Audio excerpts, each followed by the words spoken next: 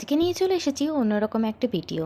মেরা বকবক চ্যানেলে সবাইকে স্বাগতম। আজকে দেখাবো সুস্বাদু ড্রাগন ফলে হ্যান্ড পলিনেশন কীভাবে করতে হয়।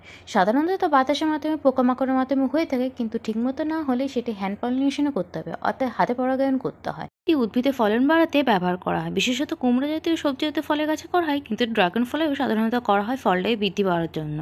হাতে পরাগায়ন মানে হলো উদ্ভিদের ফুলের পরাগরেণু কৃত্রিমভাবে পুরুষ ফুল থেকে স্ত্রী ফুলের গর্ভমুখে স্থানান্তরিত করা। সহজ ভাষায় হাতে পরাগায়ন বা হ্যান্ড পলিনেশন বলা হয়। এই রাত্রিকালীন ফুলের হ্যান্ড পলিনেশন করার সঠিক সময় হলো রাত্রিতে, কারণ হচ্ছে এই রাত্রিবেলা এই ফুলটি ফোটে এবং 2-3 ঘন্টার মধ্যে হ্যান্ড পলিনেশন করতে হয়। এবার দেখে নেবো কীভাবে হ্যান্ড পলিনেশন করতে হবে।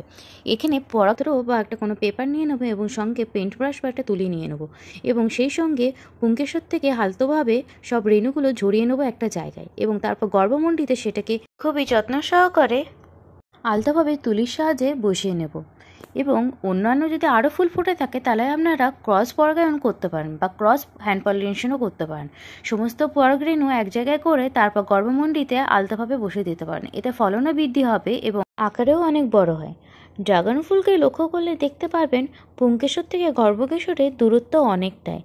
সেহেতু পুঙ্কেশ্বর থেকে কিছু রেণু ঝরলেও সেটি গর্ভমুণ্ডি চক্করে কোনো রকমে পৌঁছাতে পারে না বা কোনো পোকামাকড় বা বাতাসের দ্বারা পরাগায়ন করা হয় না। এই সমস্যার জন্য হ্যান্ড পলিনেশনই উত্তম বলে মনে করা হয়। এবার বলি, হ্যান্ড পলিনেশন করার সঠিক সময় হলো রাত 8টা থেকে 10:30টার মধ্যে ফুলটা একদম সতেজ থাকে, আর সতেজ অবস্থায় পলিনেশন করা সব থেকে উত্তম হয়। এবার যদি দেখেন রাত্রে বৃষ্টি হওয়ার সম্ভাবনা থাকে, ফুলটাকে একটা প্যাকেট দিয়ে মরিয়ে রাখারই চেষ্টা করবেন, না হলে রেণুগুলো আবার ধুয়ে চলে যাবে, সেটাতে ফলে পোকামাকড় অ্যাটাক হতে পারে এবং ফুল নষ্টও হয়ে যেতে পারে। আশা করছি মেরা বকবকের এই টিপসগুলো আপনাদের অনেক কাজে লাগবে। এভাবে প্রসেস ফলো করুন, আপনারাও অনেক ফলন পাবেন।